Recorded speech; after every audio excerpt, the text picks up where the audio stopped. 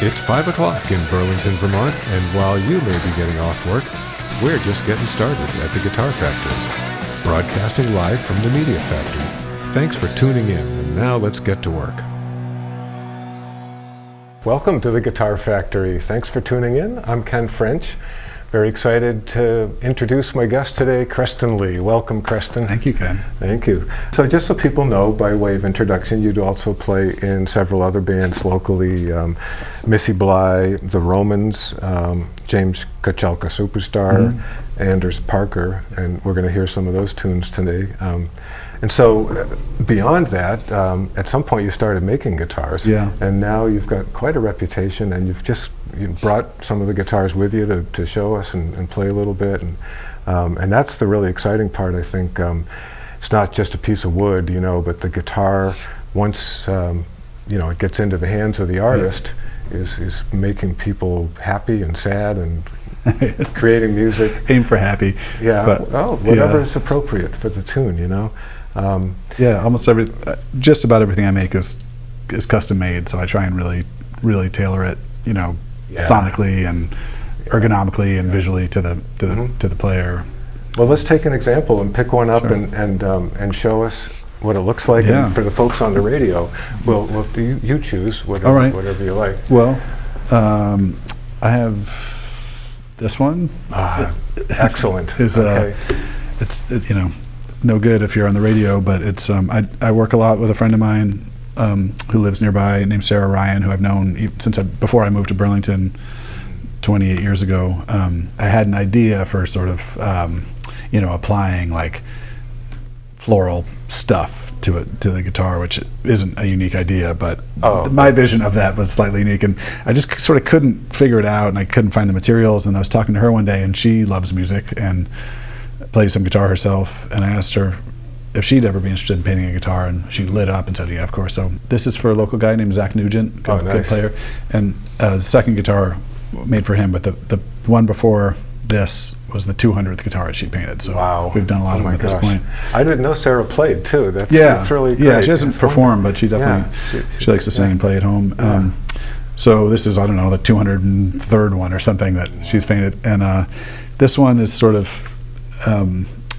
significant in that many years ago, when we used to share a studio on Pine Street, when I first got into this, one of my first expenditures was a Powermatic bandsaw. Right. And for Art Hop one year, many years ago, she painted the saw. I mean, this is, those who know power tools know this is like Powermatic yellow, and she painted this kind of baby blue design on it. So when you walk into my shop, the first thing you see is this bandsaw with beautiful. Right. So Zach coming and going, to buy that other guitar, he had the idea of making a matching guitar. So this one's pretty new. So when you start a process with someone like Zach, how's that conversation go? Yeah. Well, in his case, it was very easy. He said, I want something that looks like that bandsaw. Yeah. But he wanted some of this kind of more Western stuff, like the cactus. The bandsaw has a garter snake on it, so that's here too. But I don't know if you can see here. Apologies to those on the radio, but there's a little painting of his dog, Neutron, here too. But usually what I've learned to do over the years is, sort of the rest of the guitar ingredients aside, like the electronics and dimensions and stuff. I ask people what they have in mind for a base color. And some people don't know; they just leave it to Sarah. And then I ask them which of her previous guitars they like best, and sometimes that's one guitar, or sometimes it's 10, or whatever feels right. And then I sort of hold my breath and stop asking questions. And then I never know what she's going to come up with, but neither do they. So she doesn't do like artist like sketches or anything. It's like, if you're in, you're in. It's a roll of the dice. But no one's ever complained. So I don't publicize pictures or anything until the player pulls it out of the box. Wow.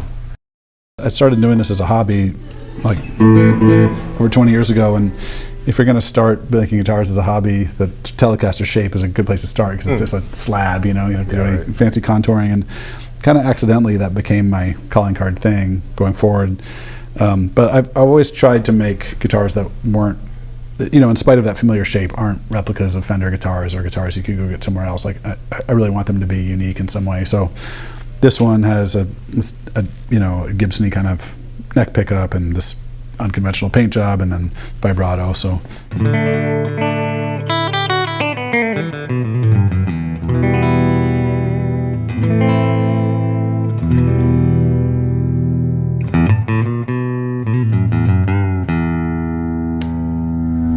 that was the bridge pickup first?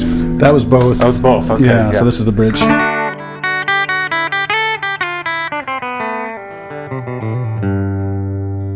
This is a neck P90.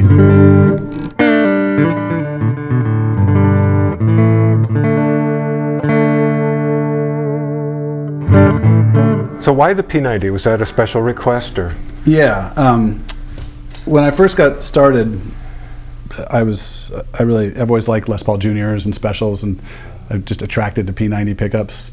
You know, people who are familiar with a Telecaster, like not this is apologies to those on the radio, but anyone watching this is like a, you know, this is something they came up with later, this thin line style pickguard, which would normally accompany a guitar with an F hole, but the more conventional, but sort of 1950s style pickguard has a little scallop in it to accommodate this bridge. Right.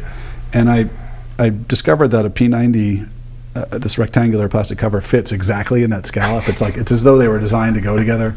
So I started making a lot of guitars that had this kind of Telecaster-y shape, but had P90s. I mean, that really seemed like almost every guitar had P90s in it. Really, in both positions or just the one? One or both. Two, yeah. And I'm certainly not the first person to put a P90 in the neck position of one of these guitars. You know, but the pickup trends have kind of come and gone. I feel like P90s are starting to. Actually, Scott Metzger, who we were just talking about, the guitar I made for him has two P90s. Okay, cool. All right, so you mentioned Zach Nugent has a guitar like this, and is there anybody else in our playlist, you know, that might have a guitar like this kind Similar of? to this one? Something with a P90 or that kind of configuration. Well, and if not, yeah. Well, Sunvolt is on there, and I made Jay Farrar, who's the one, you know, consistent member of Sunvolt over the many years. But Jay has a guitar I made for him that out of bits and pieces from the rubble of Woody Guthrie's childhood home in Oklahoma. What? He sent me a rock and a